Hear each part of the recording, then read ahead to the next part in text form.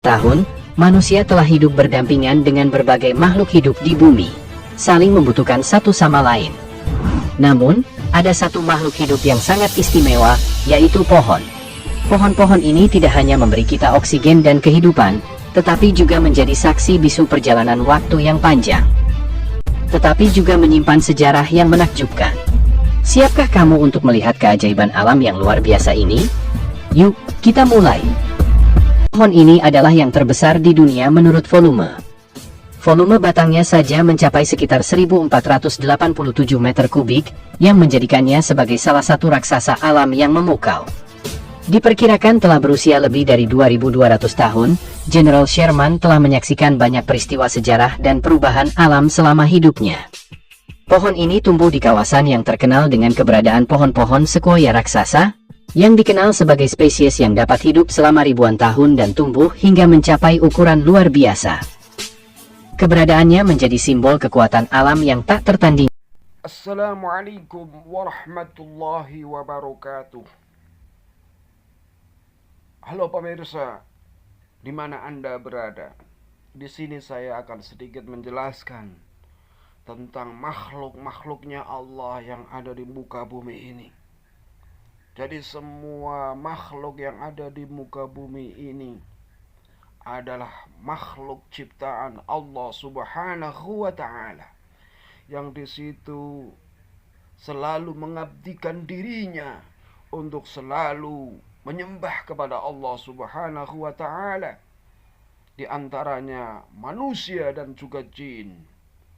Wa ma khalaqtul jinna wal insa illa liya'budun. Jadi Allah ciptakan manusia dan juga jin tiada lain adalah untuk menyembah kepada Allah Subhanahu wa Ta'ala.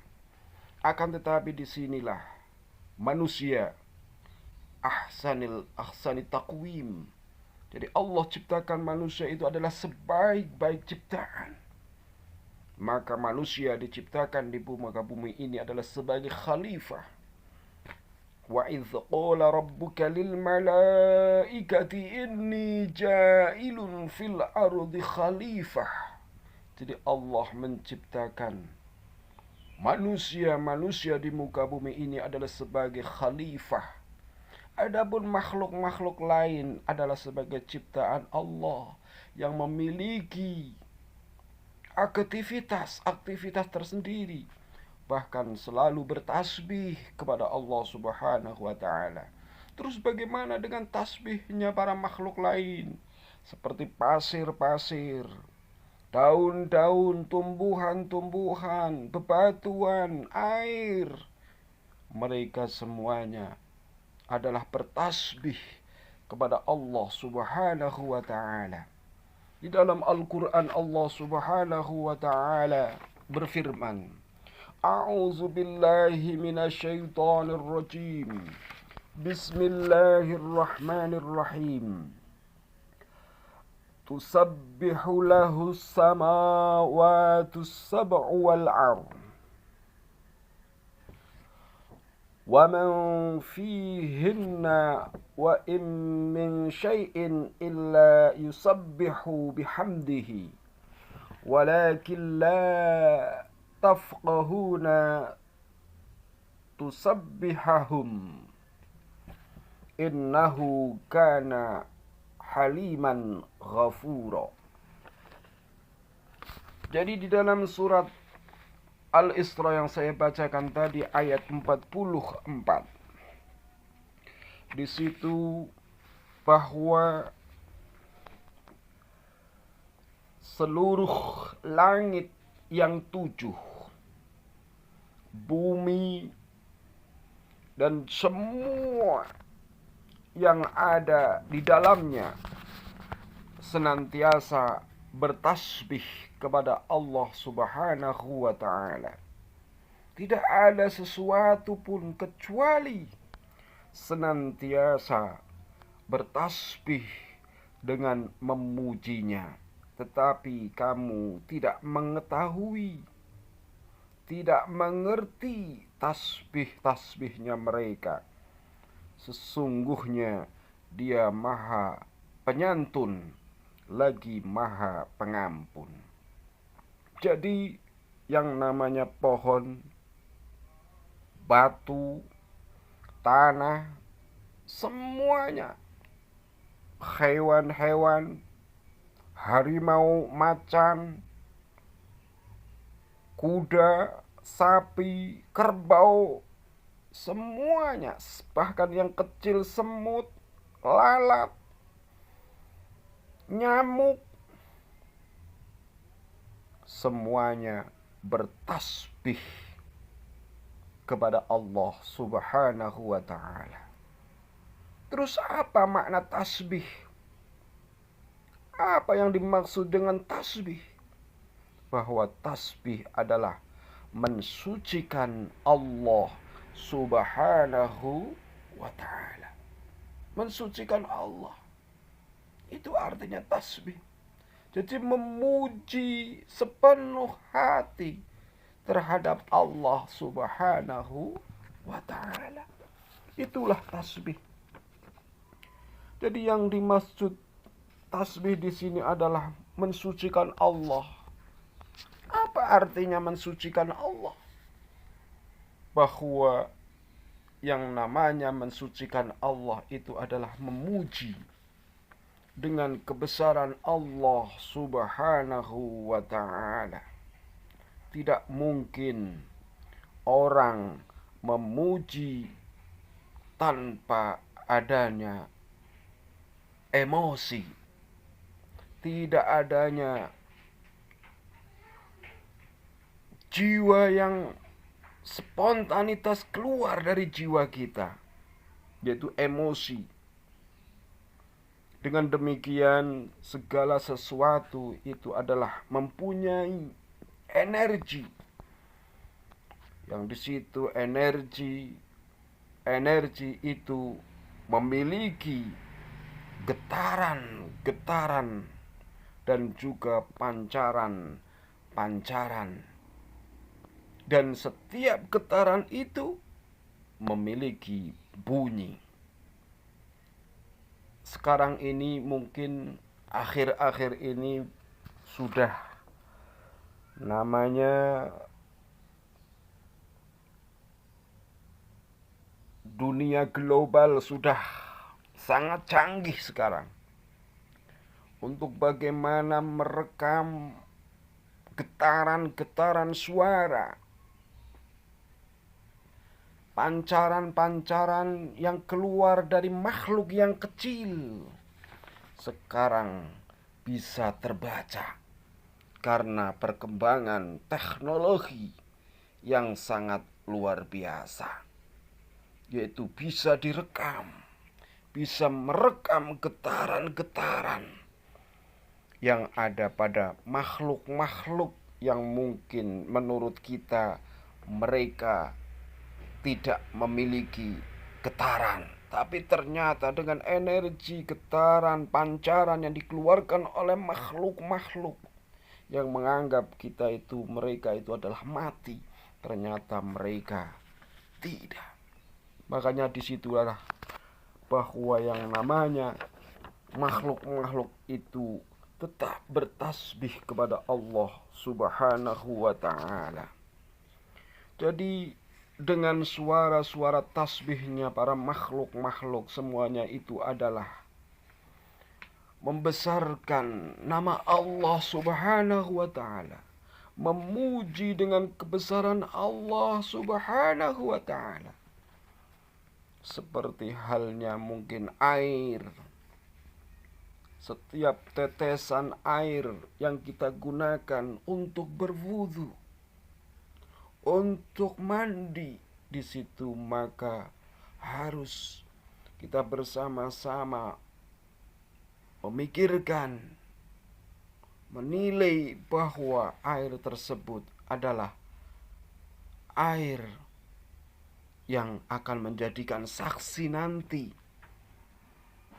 Mereka akan berbicara nanti di yaumul hisab, di saat air tersebut digunakan untuk kemanfaatan kita, terutama di muka bumi ini yang bertujuan tiada lain adalah untuk mengabdi kepada Allah, Maka di situ saat kita menggunakan air untuk berwudu, untuk mandi, niatkanlah ibadah karena Allah Subhanahu wa taala.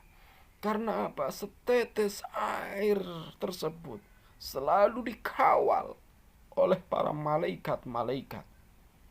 Makanya di sini hasil ijtihadnya Imam Syafi'i di situ melarang kita mengusap dengan kain bekas air wudhu,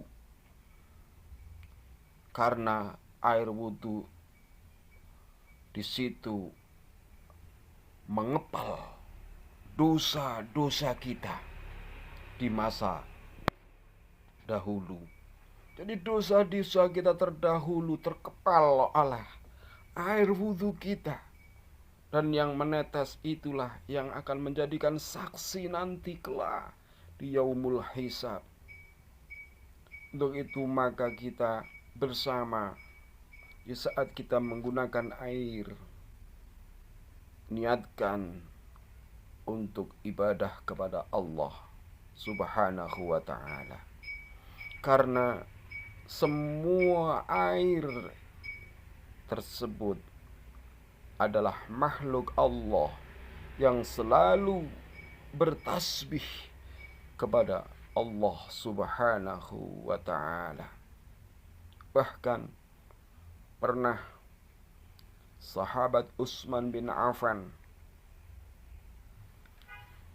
sedang duduk di majlis bersama Rasulullah sallallahu alaihi wasallam di saat halaqah pengajian,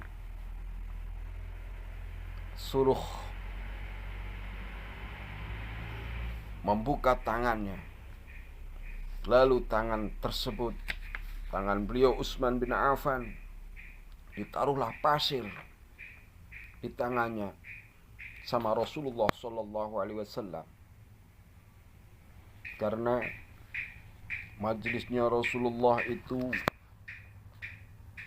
masih murni, duduk-duduknya masih di atas pasir-pasir, di padang pasir.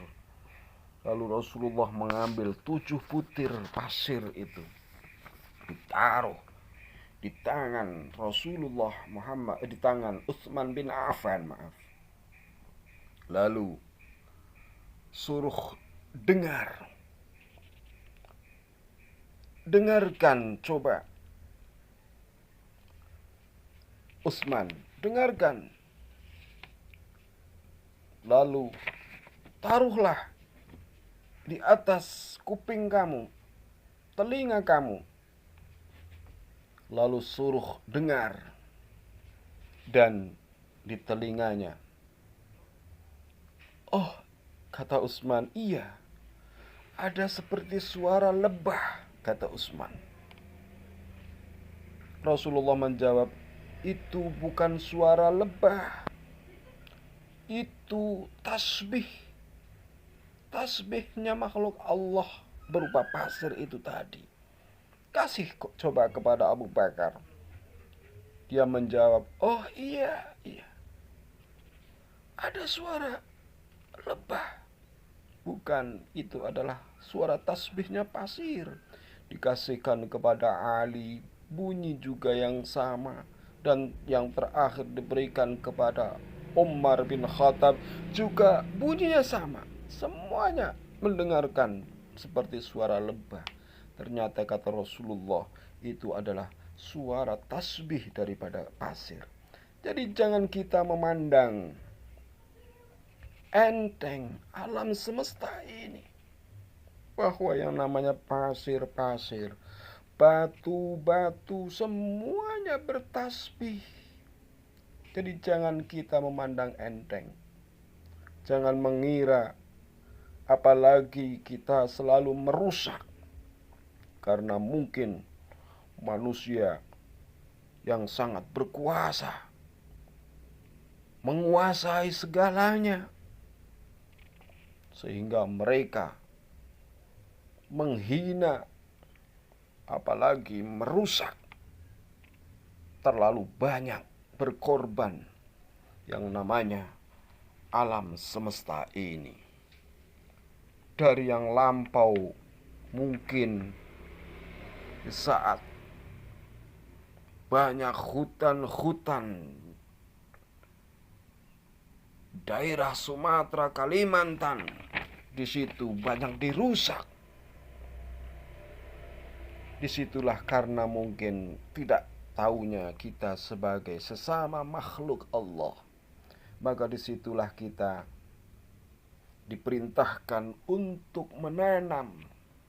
Karena saat kita menanam tumbuh-tumbuhan, pohon-pohonan, di situ semuanya memiliki nilai sedekah kita dan memiliki manfaat yang sangat luar biasa, dan mereka semuanya bertasbih kepada Allah Subhanahu wa ta'ala. Jadi itu untuk masalah makhluk lain daripada air dan juga tumbuh-tumbuhan dan juga angin, semuanya bertasbih. Yang tadinya mungkin angin di situ memiliki nilai dan juga berfungsi melakukan penyerbukan perkawinan antara daun satu dengan daun yang lain, saling bertempelan, dengan angin menjadikan tumbuh-tumbuhan dapat melakukan perkawinan.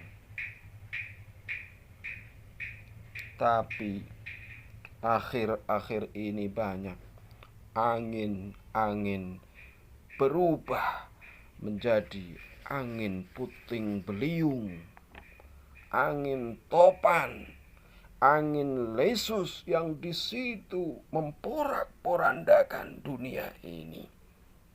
Bahkan gunung-gunung semuanya meletus, dataran tinggi semuanya longsor, daun-daun semuanya berterbangan, pohon-pohon besar semuanya berontak, hanya keluar dari angin yang di situ tidak bisa menyatunya angin dengan diri kita manusia, menjadikan mereka berontak. Coba bayangkan akibat daripada angin ribut, angin topan, angin lesus, semuanya memporak-porandakan. Bahkan bisa menjadi tsunami, menjadi gempa yang sangat luar biasa, ombak di lautan yang sangat luar biasa, karena dari perbuatan angin yang di situ tidak bisa dapat dikompromi lagi.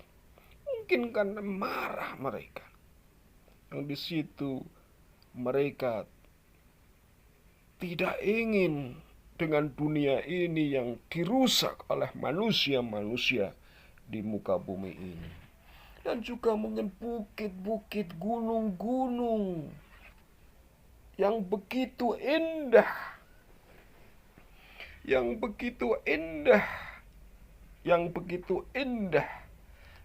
tampak indah dan dijadikan wisata-wisata pegunungan. Banyak sekarang ini dijadikan rekreasi, dijadikan tadabbur alam. Tapi ternyata mereka sekarang akhir-akhir ini banyak tidak bisa diajak sahabat. Di saat kita mau wisata tadabbur alam di gunung-gunung, banyak sekarang gunung-gunung yang meletus, gunung-gunung yang longsor, berontak semuanya, mematikan penduduk setempat akibat longsor, meletus akibat tidak mau bersahabat lagi. Di situ banyak gunung-gunung yang meletus sehingga mematikan kepada rakyat-rakyat yang ada di bawahnya, warga-warga yang ada di bawahnya. Jadi kisah ini adalah peringatan bahwa ternyata makhluk yang ada di muka bumi ini adalah semuanya bertasbih kepada Allah. Dengan kebesaran-kebesaran Allah mereka selalu bertasbih. Makanya di situ kita banyak diperingatkan. Di dalam Al-Quran surat Ar-Rum ayat 41 di situ dijelaskan, Dhaharal fasadu fil bahri bima kasabat aydin nasi liyudhiqahum ba'dallazina amilu la'allahum yarji'un. Telah tampak kerusakan di darat dan di laut disebabkan perbuatan tangan manusia. Melalui hal inilah Allah membuat mereka merasakan sebagian dari akibat perbuatan mereka. Perbuatan tangan-tangan nakal. Perbuatan tangan-tangan manusia. Disitulah Allah membuat mereka merasakan sebagian dari akibat perbuatan mereka sendiri. Untuk itu perbuatan mereka agar mereka itu tujuan adalah kembali ke jalan yang benar, ke jalan yang lurus. Jangan suka kita merusak gunung-gunung, pohon-pohon di hutan dan lain sebagainya. Di situ tujuannya supaya apa? Kita bisa bersahabat di alam dunia ini.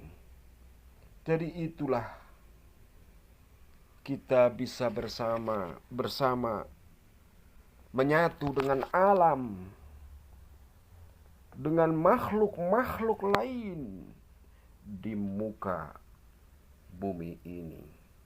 Untuk itu marilah kita bersama banyak berintrospeksi diri dengan melihat makhluk-makhluk selain manusia yang ada di muka bumi ini.